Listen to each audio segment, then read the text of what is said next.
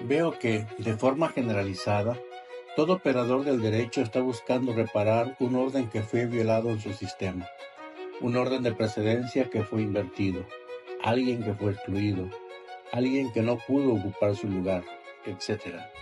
Entonces, creo que esa es la vocación del profesional del derecho. El origen del derecho sistémico, Dr. Sami Storchi.